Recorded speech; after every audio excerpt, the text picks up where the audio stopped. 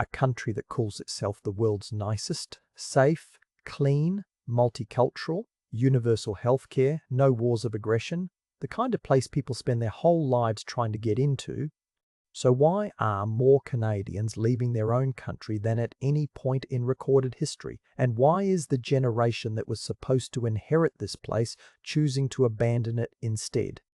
And why is the economy that was supposed to be America's closest partner, its most trusted neighbour, quietly fracturing at every joint? These are not abstract questions. The answers change what happens to your savings, your job, and the currency half of Europe's trade is settled in. The answers all lead back to the same place, a decision Canada made decades ago and never revisited. A bet so comfortable, so convenient, so profitable in the short term that nobody wanted to question it. Canada built its entire modern identity on one assumption, that it would always have the United States as a guaranteed customer, a guaranteed ally, and a guaranteed safety net. That proximity to the most powerful economy in human history would be enough forever. That assumption is now gone. And Canada has no plan B, not because nobody saw it coming. Economists have been warning about this dependency for 30 years, because the people in power never had a political incentive to fix what wasn't visibly broken yet. Canada doesn't really have an economy. It has a single customer, and that customer just told Canada to go find someone else. Beneath the postcard, Canada is a resource colony that never quite finished becoming a country. Vast, mineral-rich, oil-soaked, timber-covered, sitting on some of the largest freshwater reserves on the planet, all of it real, all of it valuable, and almost all of it pointed in one direction, south. Canada never built the infrastructure to sell its resources anywhere else. No deep Pacific export terminals worth speaking of.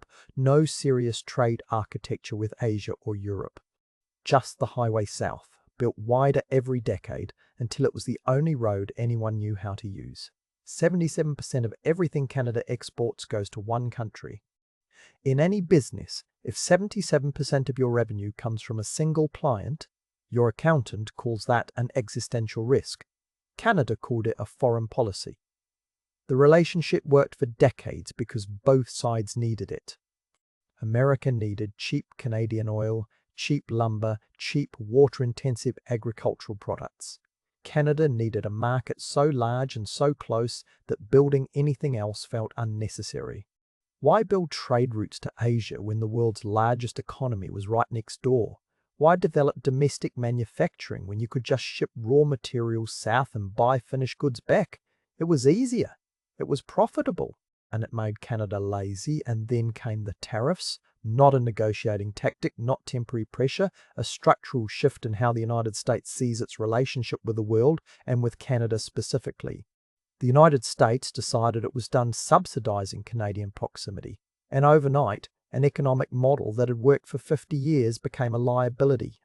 Canadian exporters who had never needed to think about alternative markets suddenly had to find them, with no relationships built, no infrastructure ready, and no time to spare. But here's what almost nobody is saying. The trade problem is not the real problem. The tariffs just ripped the curtain off something that was already broken underneath.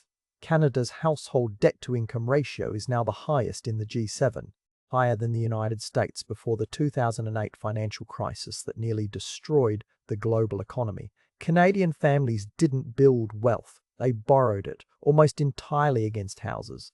And the houses only kept their value because the government kept feeding the demand side with more people. The moment that demand softens or interest rates stay high long enough, the paper wealth that millions of Canadians are depending on for retirement starts to look very different. In 1990, the average Canadian house cost roughly 3 times the average annual income.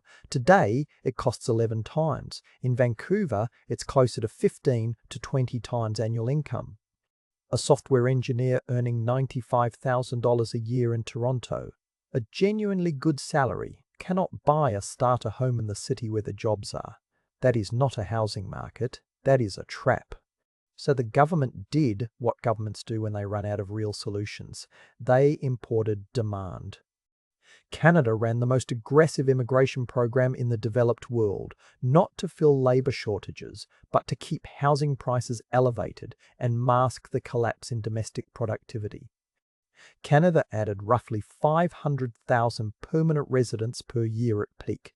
It built roughly 200,000 new housing units per year. You don't need a degree in economics to understand what happens next. The people who arrived found they had moved to a country that promised opportunity and delivered a waiting list. A basement room, a 12-month queue for a family doctor, a rental market with a 1.5% vacancy rate. These were not the people who failed Canada.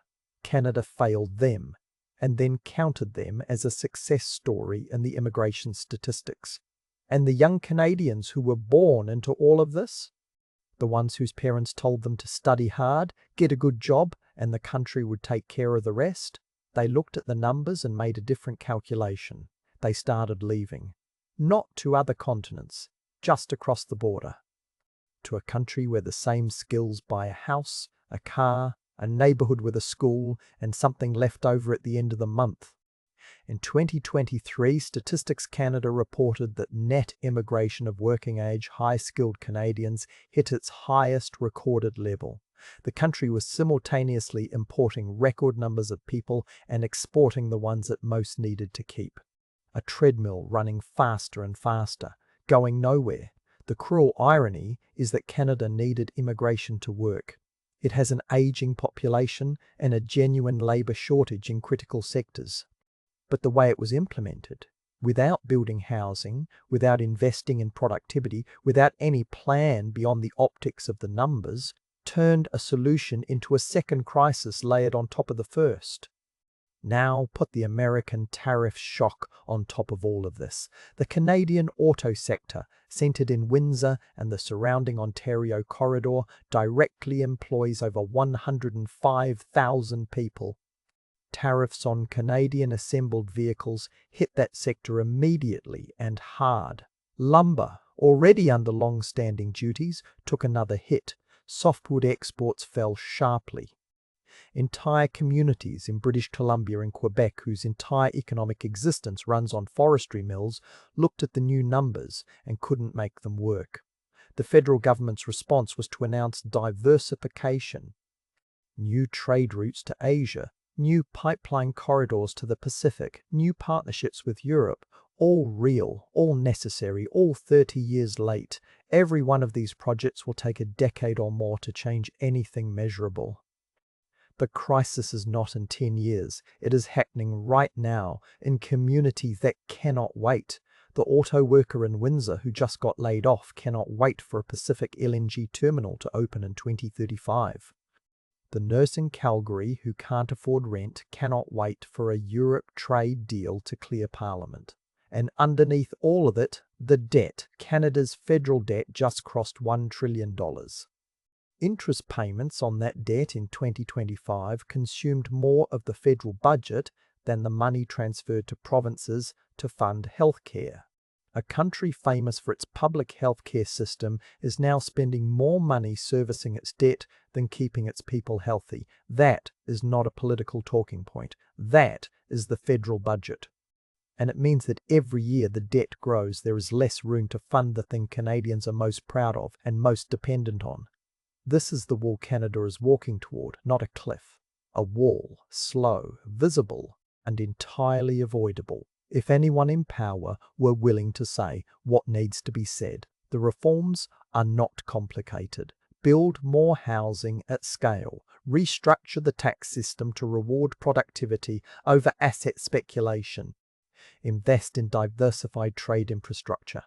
Every serious economist in the country agrees on the broad strokes. The problem is not the plan. The problem is the political cost of executing it. A country that costs too much to live in produces too little of what the world actually needs, depends on one customer who no longer wants the old terms, and is led by government too afraid of falling house prices to make the choices that would actually fix anything. The nurses, the engineers, the construction workers, the immigrants who arrived believing the promise and found themselves in a basement, they are all doing the same calculation now. Stay and accept less. or leave and start over somewhere that the math actually works. Canada won't collapse with a headline. No default notice, no emergency broadcast. The hockey will still be on TV. The passport will still open most doors. The maple syrup will still flow. The decline will be polite, orderly, Canadian, conducted with good manners and no drama, right up until the moment it can't be. But the productive young will keep leaving. The debt will keep climbing. The housing will stay unaffordable.